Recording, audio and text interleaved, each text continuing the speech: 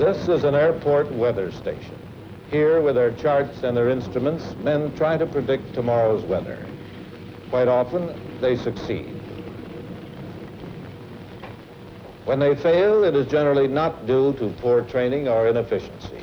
The fact is that we don't know very much about the forces that create the weather. Therefore, we can't always predict with accuracy. Consider some of the things we don't know. Consider this cloud.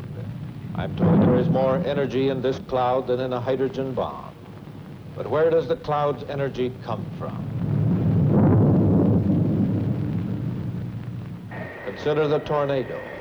They tear up everything in their path like so many scraps of paper.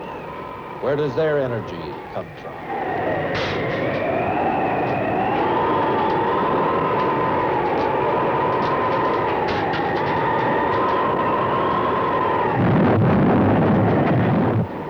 What causes hurricanes that sweep from the sea, flattening, flooding the cities of the coast? How are they born? What forces keep them going?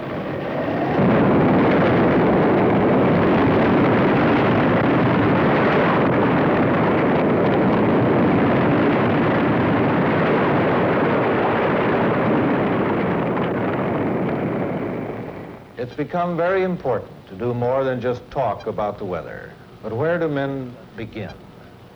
This is Dr. Thomas Malone, Secretary of the American Meteorological Society, Director of the Travelers Weather Research Center at Hartford. He and his colleagues have completed a nationwide survey of weather research in the United States for the National Academy of Sciences. Dr. Malone, what do we need to know about the weather to improve forecasting? The interesting and challenging fact is that the number of things we don't know about the weather is greater than the number of things we do know about it. Questions such as, how is a cloud formed? What makes it rain? What causes lightning?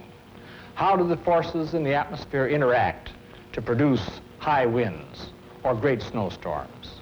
To make forecasts that are really successful, answers to these questions must be obtained. And how do we find the answers? That is the task of the research scientist in meteorology. We might take as an example of a research scientist the work of Dr. Joanne Starr Malkus at Woods Hole Oceanographic Institute. Dr. Malkus is studying a tiny but very important part of weather, a cloud. If we could understand what's happening in this coffee cup, we could begin to learn about clouds. There's heat and moisture in the coffee cup. Because hot air rises, we find motions. The steam coming up from the cup is water vapor, which is being condensed out into a lot of tiny little liquid water droplets. Something very similar to this is happening over the tropical oceans, where almost always there's plenty of heat and moisture and rising motions. But here, instead of steam, we get bunches of cumulus clouds. In order to see this better, we speed up the photographic process about 50 times. Clouds like these are always there, growing, dying, regenerating, day and night. How do these clouds form? The sun beats down on the sea surface and starts to evaporate seawater and forms warm, moist bubbles of air, which rise. And some of these get up high enough so that they've expanded and cooled enough to condense and form small cloudlets, much like the steam that we saw above the coffee cup. As a marine meteorologist, I began to wonder about clouds. How do clouds grow? Where do they get the energy to feed on? To find out, we have to go to the places where the clouds are. We have to chase after them in the sky. Mounted in the nose of the airplane, a wide-angle camera takes a continuous speeded-up record of the problem, looking ahead to see what is approaching us.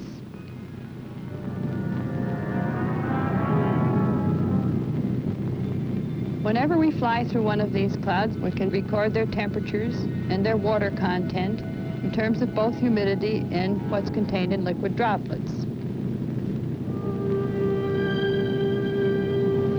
And And most important, the airplane itself is like a big instrument, in that every time it enters a cloud, the air motions inside the cloud cause the plane to bounce. We can record the plane's bouncing action, and from this calculate a picture of what the air currents are.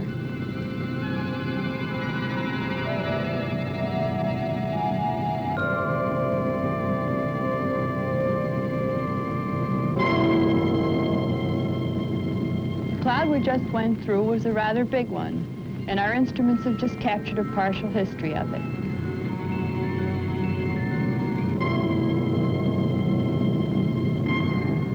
Time is important where clouds are concerned. These clouds we're passing have a very short life. They're born, they grow, and they die, and the process is very rapid. These small clouds have a total lifetime of about 5 to 10 minutes. And why do some clouds remain tiny little dinky things their whole lives, and other ones grow up to great big monsters?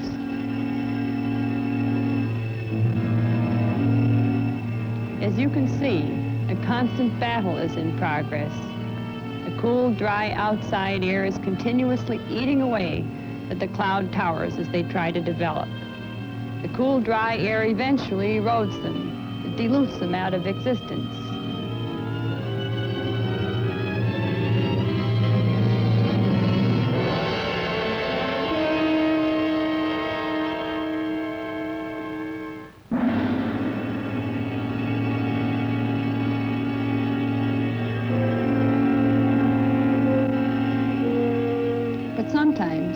Such as in this case, the cloud builds itself and regenerates itself so rapidly that the cool, dry air can only lick ineffectually at its edges. Then we get a monster runaway cloud.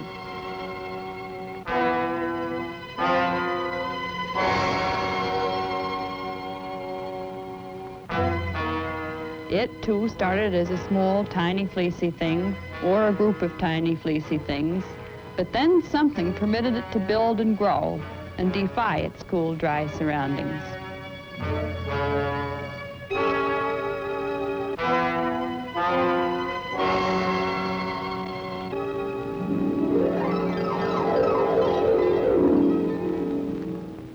Once we find out what that something is, that takes the brakes off clouds and permits the runaway growth of large numbers of them, well, then perhaps we'll have put in one more link in the long chain of what forms and maintains a hurricane.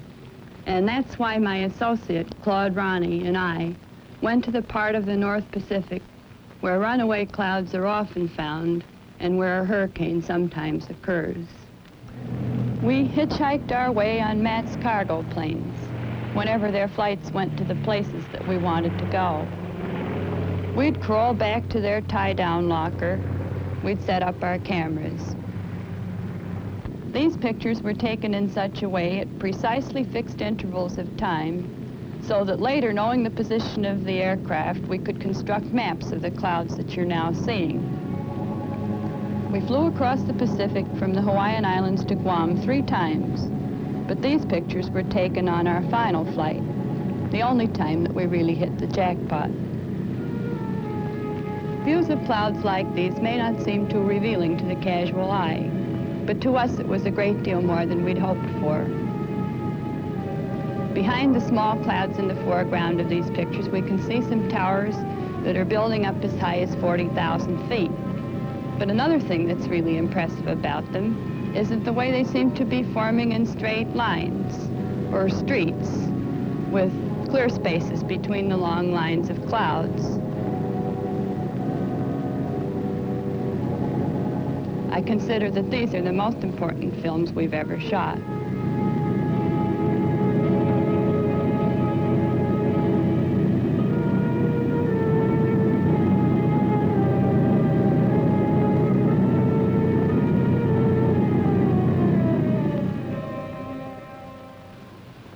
First thing we have to do is to translate the picture representation of the clouds into a map representation. That's what we're doing here now. The same films you just saw are being projected on a ground glass screen which has a grid drawn on it. And from the time that it takes a given cloud to move across these grid lines, we're able to calculate its distance away from the airplane and also its height and its size.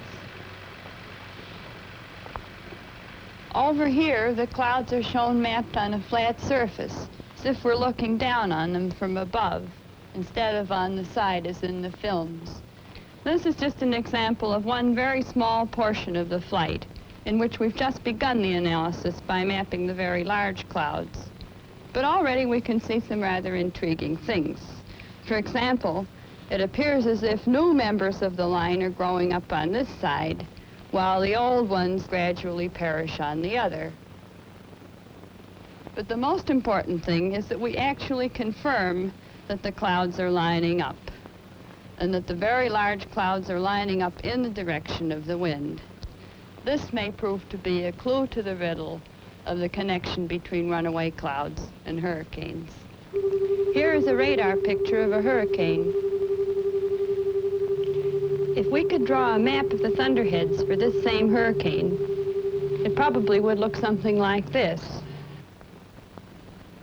Comparison with our Pacific map suggests that these lines of clouds may be channels along which the moist air fuel is being fed into the storm.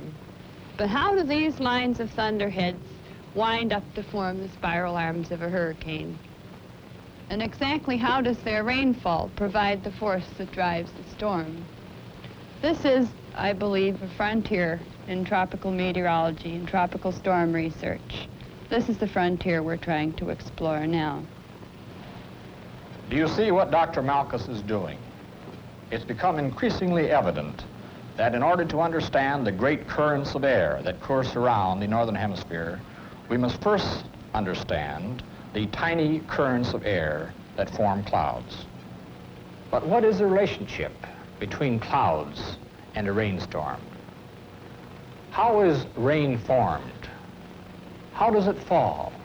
What are the other factors involved? Dr. Bernard Vonnegut and his associate Charles B. Moore have been studying questions like this for the past several years. At the Arthur D. Little Company in Cambridge, where he works, Dr. Vonnegut has come up with answers that challenge some of the basic accepted explanations of thunderstorms. We're very much interested in two different problems. First of all, we'd like to know what is the role of electricity in clouds and thunderstorms? What does it do? We're also very much interested in what causes the electricity to form in a cloud in the first place. At the present time, most scientists think that the falling of charged rain or precipitation is what causes the electricity. We know so very little about the processes in clouds. I think there's still another possibility. I think that perhaps the electricity may come first in the cloud, and that rather than being a result of rain, it may very well be a cause of rain. The rain-making process involves bringing together perhaps 1 million or more tiny little cloud drops, only 1,000th of an inch in diameter, to make one big drop that is big enough to fall as rain. Over 100 years ago, a very interesting experiment was made that shows how electricity might be very important in the formation of big drops. I'd like to show you over at the bench. This is an awfully simple experiment that anyone can do. Here is a bottle of water, and I have a siphon here made of a piece of tubing. I'm going to make a little vertical fountain simply by getting the water to flow through here and out of the little hole here. I'll get it started by sucking on it. There it goes. Charlie, would you give me a hand and keep the level of this constant, please? The water comes out of this little hole as a solid stream and then pinches off to form little drops which come up and then down. At the top of the fountain, there's a regular traffic jam. The drops coming up are colliding with the drops coming down. You might suppose that when they bump together that they would merge to form a big drop, but they don't. They just bounce off each other like tennis balls. I think maybe a cloud without electricity, something like that. The drops just can't get together. When I make a little electricity, you'll see the situation is quite different. Let me make some by rubbing a comb on my jacket. You'll see when I bring it up to the fountain, it changes quite a lot. It forms a big drop at the top, which then falls down. This is all happening so fast it's hard to see, but I have a high-speed motion picture, which I think will show you what is going on. First, under normal conditions, with no electricity. See how different they are now when I place the charged comb next to it. I think you will see that electricity might have an awful lot to do with the way that rain forms in clouds.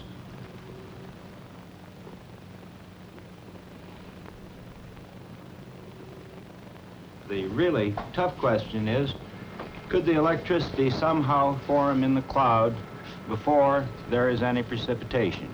We think that it could.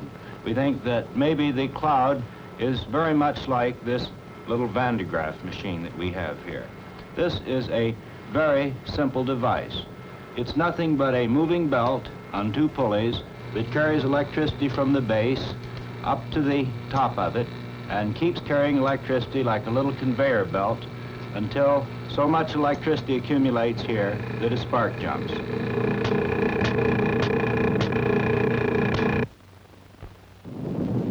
Of course, a cloud doesn't have moving belts in it, but we think that the updrafts and the downdrafts in the cloud may serve as belts and carry electricity to the cloud until finally so much accumulates that it makes a spark.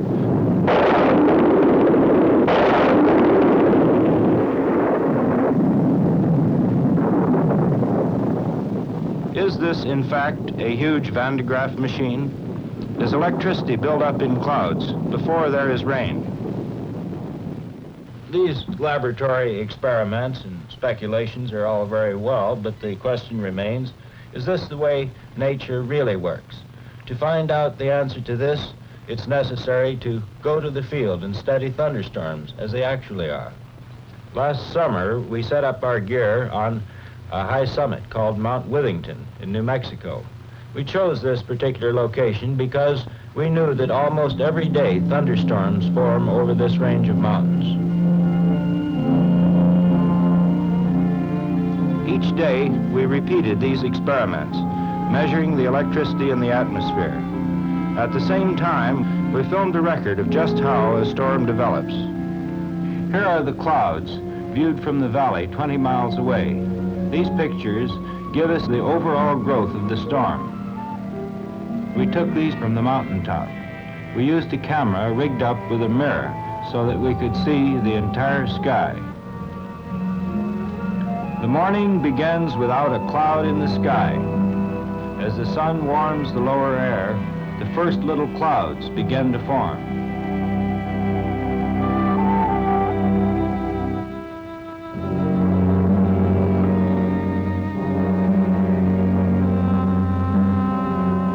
We rigged up special measuring equipment on a P-38 airplane, which we had fly over the top of the cloud to measure how much electricity was there.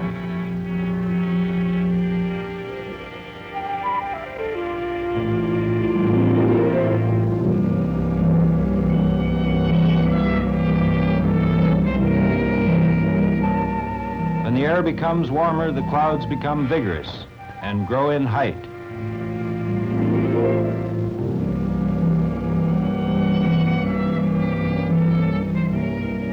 We wanted to get a picture of the electrical activity above, below, and within the thunderstorm.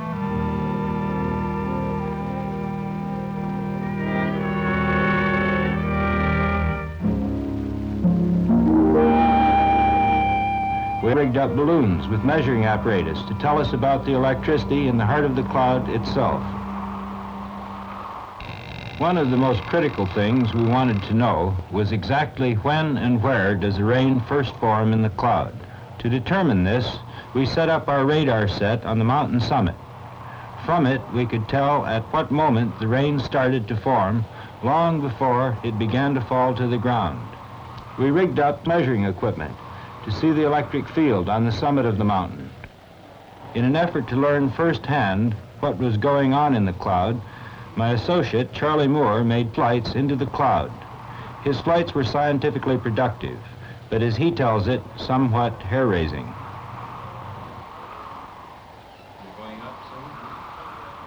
I arranged for a companion and myself to be carried on a plastic balloon into these thunderclouds.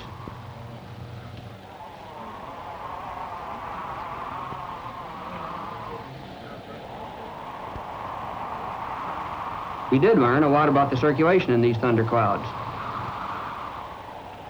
We had just taken off the mountaintop and entered in the cloud when we encountered a downdraft which took us down at 2,000 feet a minute.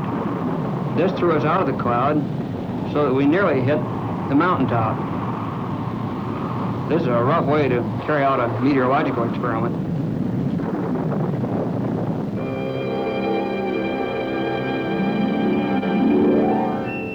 We pick up the first radio sound signal.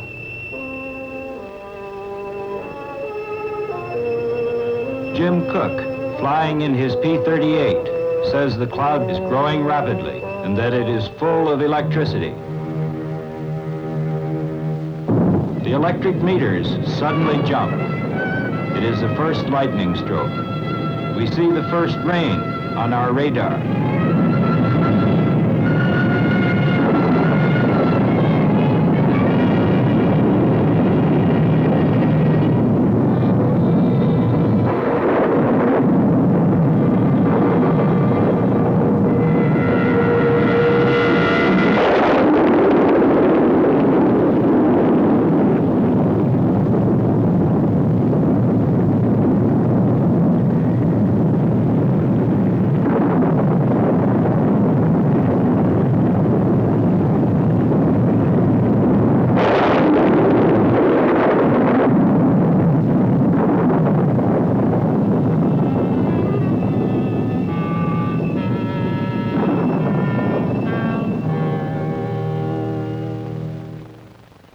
Here's what we come back with: battered instruments and miles of data.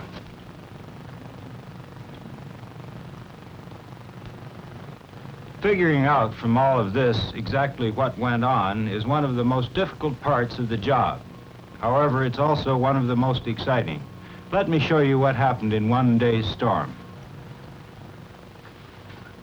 Here is the end product. All of one day's data boiled down into a simple, easily understandable chart. Here we can see how the cloud grew, how the top became higher and higher and higher. Here we can see what happened to the electric field in the cloud. First it just went along, not doing much. Then all of a sudden we see signs of activity, first one way and then strongly in the other. You will notice that here, where we first saw the rain with the radar, occurs somewhat after the beginning of the electrical activity.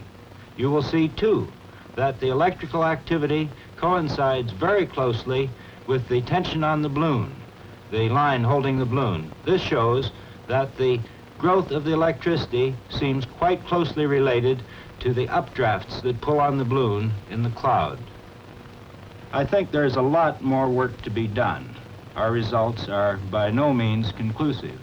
However, I do feel that from what we have seen, there's a good chance that the electricity does come first in thunderstorms. If this is so, I think there's a good chance, too, that electricity may be important in the formation of rain.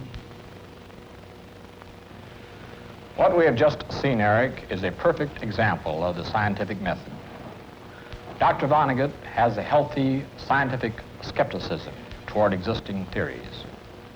Now, he may be completely wrong in his hypothesis, but it is the freedom to investigate in a systematic fashion ideas such as this that lead to scientific advancement.